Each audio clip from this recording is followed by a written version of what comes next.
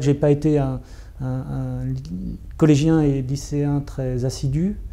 J'étais plutôt proche du cancre, mais pas forcément désagréable, mais du cancre discret. C'était plutôt en termes d'hésitation, de timidité ou d'appréhension que j'avais jamais, de manque de confiance en moi, que j'avais jamais considéré que je pouvais éventuellement être pris aux Beaux-Arts. Donc du coup, je pensais plutôt à d'autres choses, à rien d'ailleurs.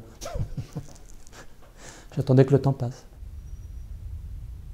J'ai intégré en tout cas l'école d'art de Mâcon pour faire ce qu'on appelle donc le premier cycle, à savoir la première et la deuxième année. Et sachant que c'était une école qui n'enseignait pas, enfin qui n'existait pas pour les troisième ou quatrième années, donc très vite il a fallu choisir une nouvelle école, passer le concours d'entrée en tout cas. Et donc j'ai passé différents concours d'entrée et pour moi, intuitivement, en tout cas, il a été, dans la mesure où j'ai été pris, il m'a semblé important de choisir la Villa Arson, donc à Nice. Donc voilà, en tout cas, le parcours, on va dire, non pas scolaire, mais l'initiation artistique passe par ces deux écoles. Et donc voilà, enfin, en tout cas, je suis rentré sur un heureux concours de circonstances qui a fait que très vite, j'ai eu en tout cas l'impression d'être à peu près à ma place pour la première fois de ma vie, on va dire, les choses comme ça.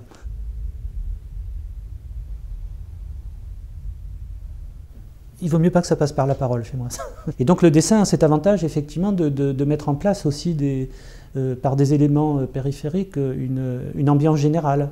Pour moi, c'est une sorte presque de pré-photographie. Ces phases-là me sont aussi nécessaires quand je crée une sculpture ou un objet, et autres, puisque je considère que je n'ai pas encore trouvé les médias que j'aimerais utiliser. Là, pour l'instant, voilà, mon travail est sous cette forme.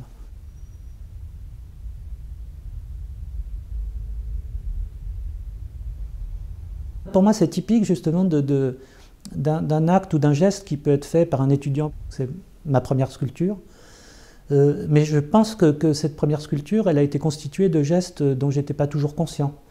Je pense que c'est les années qui ont fait que je me rends quelquefois compte que tel geste qui a été constitutif de cette crucifixion de mobilette avait une importance plus particulière et peut-être encore présent dans mon travail.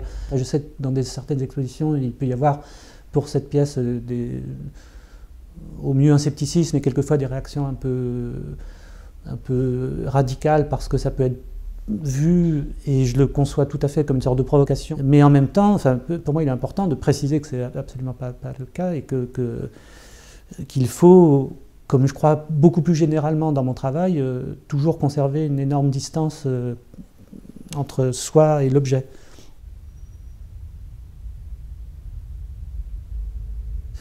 Alors là, ce sont trois sculptures qui sont des sculptures en résine, plus proches de la silhouette que du personnage, mais en même temps assez figurative.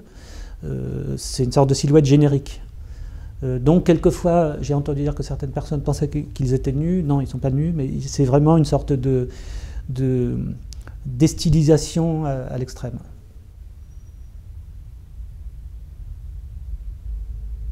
Rien. Et ça surprend toujours mes amis. Ouais.